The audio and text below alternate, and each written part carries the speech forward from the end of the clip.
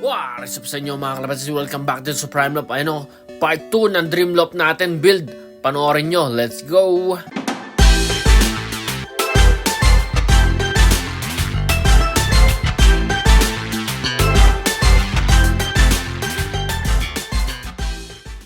Yun mga kalapatid. So, stage 6 na ng loop natin.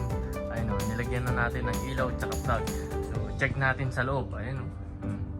Zoom out natin. So yung hallway may isang ilaw para lang sa hallway. Tapos unang section, ayan, buksan natin unang section, ayan. May isang ilaw sa gitna. Tapos napapatay yung switch.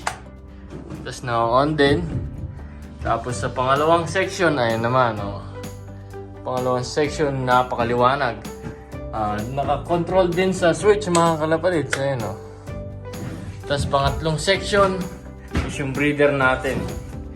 So ito yung magiging breederan natin. Ayan, may ilaw. Tapos naglagay tayo ng isang saksakan. Ayan, direct power yung saksakan. Kasi pag mag-breed tayo ng December o kaya January, kailangan natin lagyan na ng heater yung tubigan nila para hindi mag-frozen. Kaya nilagyan natin ng saksakan doon. Ayan. So ito yung breeder section mga kalapatid. Napakaliwanag ko.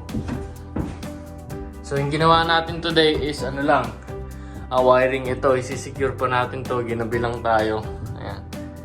Ito yung hallway niya. Kapag nakaharap ka dito sa breeder, yun yung palabas mga kalapatid. Ito yung pangalawang section. Ayan. Tapos lalabas swing. Tapos naglagay tayo ng 4 na switch.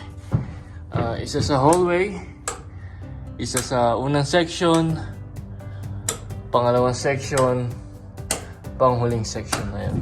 Tapos yung ginawa natin sa saksakan, sa ilaw, ayan, nilagyan natin ng saksakan para malagyan natin ng smart plug. Yun nga, yung smart plug is nasuset yung timer ng pag-on mga kalapatid. Lahat yan, nilagyan natin ng disaksak. Ayan, para maset natin yung timer kapag talaga may ibon na, para magkusa na lang mag-on. Napakaliwanag ng Prime Loop mga kalapatid. Diyan na ako titira. Ayan, ang ganda. Nice. So see you guys next stage. Yun mga kalapatids. Stage 8 na yata ng Prime Loop natin. Ito na yung ginawa natin dito sa Prime Loop mga kalapatids. Dream Loop ng Prime Loop. Ito. Nalagyan na natin yung mga screen dito sa pintuan. Ayan. Pati din dito. Nalagay na rin. Ayan. Screen no. Tapos dito sa dalawang section nilagyan na natin ng pole perch. 20 piraso na pole perch. Tapos 12 na piraso na box perch. Ayan. Para marami silang pagpipilian. Pwede sila dito. Pwede sila dito. Ayan. Tapos napakaluwang pa ng space nila mga kalapatids. Ayan. Ayun nga, tinapos natin tong dalawang section para malipat na natin dito yung mga pang stock natin tsaka yung mga pwedeng ilipat na dito. So ito yung unang section mga kalapatids. Pangalawang section, sasarado na natin. Ganyan lang. Ganyan. Pangalawang section ito. Ganun lang din to. 20 pole perch, tapos 12 para dito sa box perch natin ito. So yun nga, lapad nito is 1 feet by 1 feet yan. Kwadrado, 1 feet by 1 feet yan mga kalapatids. So ito yung second section natin mga kalapatids. Ayun din, ganun din. Napakaluwang pa rin sa loob.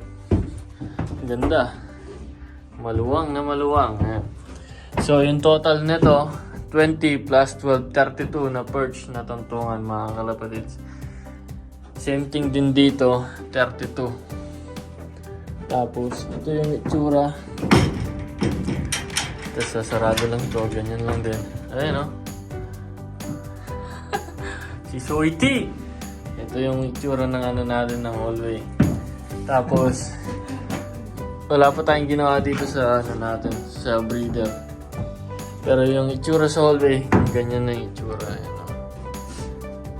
ito yung Umuwi natin.